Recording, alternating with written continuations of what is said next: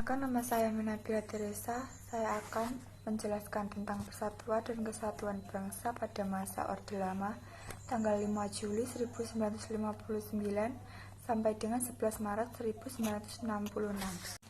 Pada periode 1959 sampai dengan 1966 dikenal sebagai periode demokrasi terpimpin. Periode demokrasi terpimpin dimulai dengan lahirnya Dekret Presiden pada 5 Juli 1959 dan Dekret Presiden dibuat setelah konstituante tidak dapat menyelesaikan tugasnya untuk membentuk Undang-Undang Dasar tetap sehingga tidak menguntungkan bagi perkembangan ketatanegaraan.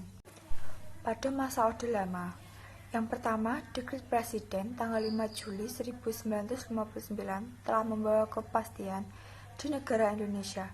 Negara kita kembali menggunakan UUD 1945 sebagai konstitusi negara yang berkedudukan sebagai asas penyelenggaraan negara.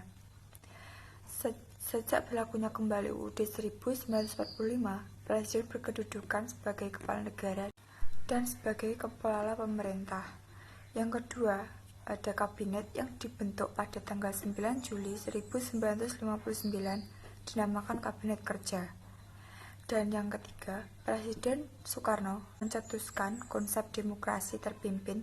Pada mulanya, ide demokrasi terpimpin adalah demokrasi yang dipimpin oleh hikmat kebijaksanaan dalam permusyawaratan perwakilan, namun lama-kelamaan bergeser menjadi dipimpin oleh presiden atau besar revolusi. Ada 3 hal yang termasuk dalam masa Orde Lama. Yang pertama, ada Kabinet Kerja. Kabinet Kerja terdiri dari kabinet inti yang terdiri atas seorang perdana yang dijabat oleh presiden dan 10 orang menteri. Yang kedua, menteri-menteri ex officio, yaitu pejabat-pejabat negara yang karena jabatannya diangkat menjadi menteri. Pejabat tersebut adalah Kepala Staf Angkatan Darat, Laut, Udara, Kepolisian Negara, Jaksa Agung, Ketua Dewan Perancang Nasional, dan Wakil Ketua Dewan Pertimbangan Agung. Yang ketiga, menteri-menteri muda sebanyak 60 orang. Setelah Kabinet Kerja, ada penyimpangan.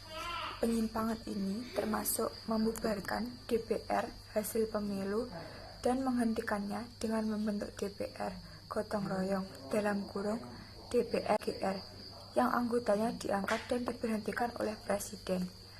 Yang kedua, membentuk MPR sementara yang anggotanya diangkat dan diberhentikan oleh presiden. Yang ketiga, penetapan Insinyur Soekarno sebagai presiden seumur hidup MPRS. Yang keempat, membentuk Front Nasional melalui penetapan Presiden nomor 13 tahun 1959 yang anggotanya berasal dari berbagai organisasi kemasyarakatan dan organisasi sosial politik yang ada di Indonesia.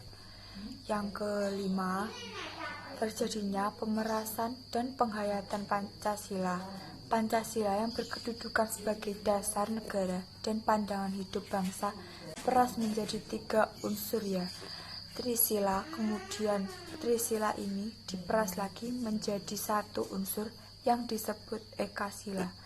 Inilah yang dimaksud dengan Nasakom, nasionalis, agama, dan komunisme.